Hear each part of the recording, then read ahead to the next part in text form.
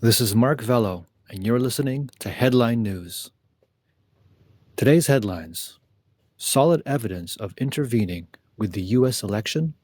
China made a $400 million investment in Dominion through UBS company. SEC filing revealed Chinese company UBS transferred $400 million to Dominion's parent company. Political stance of Smartmatic staff: 86% donated to Democrats. Pro-communist: Biden's press secretary, Jen Psaki, wore communist hammer-and-sickle hat. More evidence is being uncovered about the Chinese Communist Party using Dominion to manipulate the U.S. election results. Recently, the disclosure of a U.S. Securities and Exchange Commission (SEC) filing may provide yet another piece of evidence that the Chinese Communist Party interfered with the U.S. election.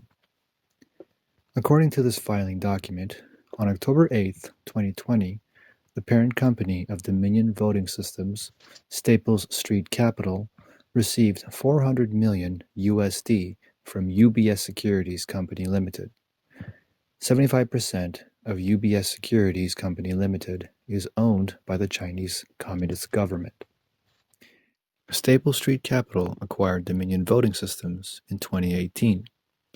Dominion Voting Systems was used by 28 states in the U.S. for this election. Dominion was later accused of involvement in election fraud.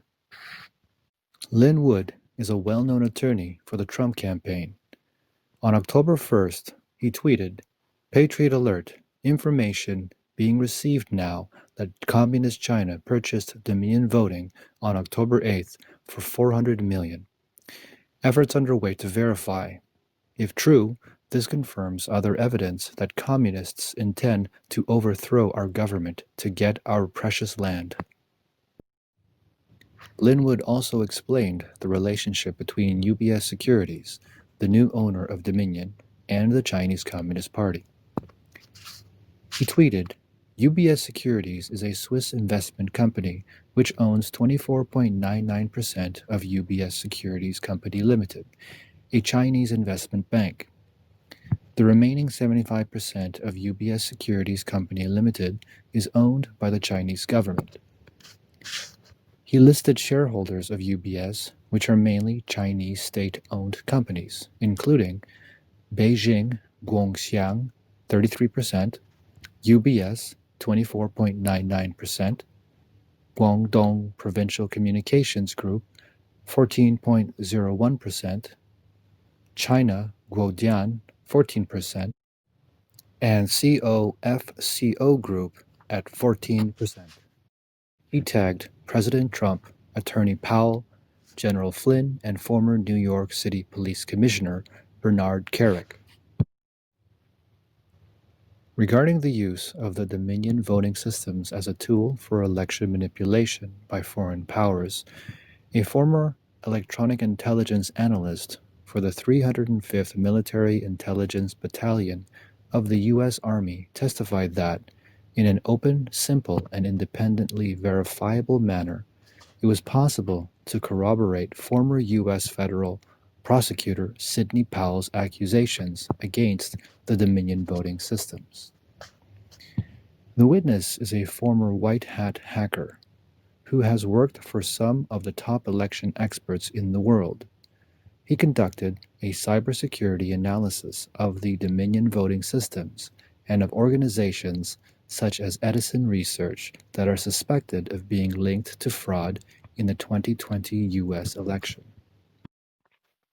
The witness testified that Beanfield Web Services and RobTech Search Analysis identified dvscorp.com as a partner domain name of Dominion Voting Systems for a portion of the domain names in common custody with Dominion Voting Systems. dvscorp.com is a partner domain of Dominion with an auto-discovery feature, meaning that newly added network devices are automatically connected to the Dominion voting system.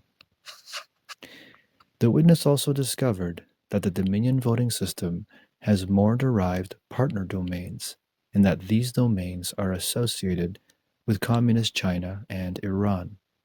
Through a search of the USPTO, the witness also testified that Dominion Voting System pledged several voting software patents in 2019 to HSBC Canada, a Canadian bank with close business ties to China, and that Dominion, through HSBC Canada, sold voting patents to Communist China. He further testified that public network scans also revealed a direct link between Dominion's voting system and Belgrade, the capital of Serbia.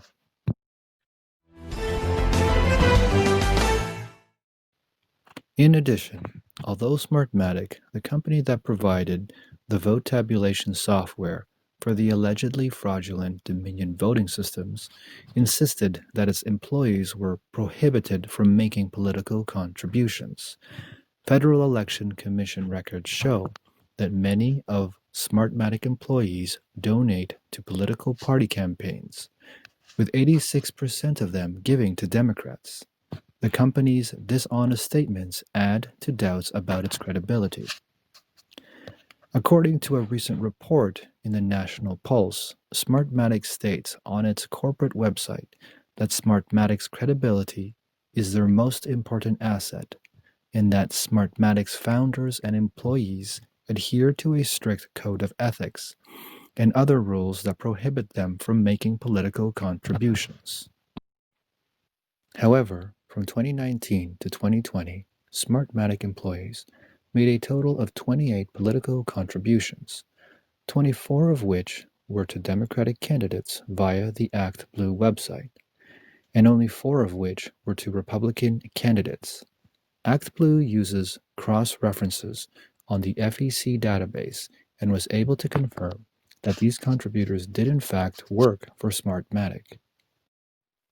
In addition to Biden, Smartmatic employees have donated to Democratic presidential candidates, including Senators Elizabeth Warren and Pete Buttigieg, who ran in the Democratic primary, and federal Representative Adam Schiff. Liliana Armas, Smartmatic's general legal counsel, donated money to Biden, and another staffer, Jeff Sproat, donated to Biden as well.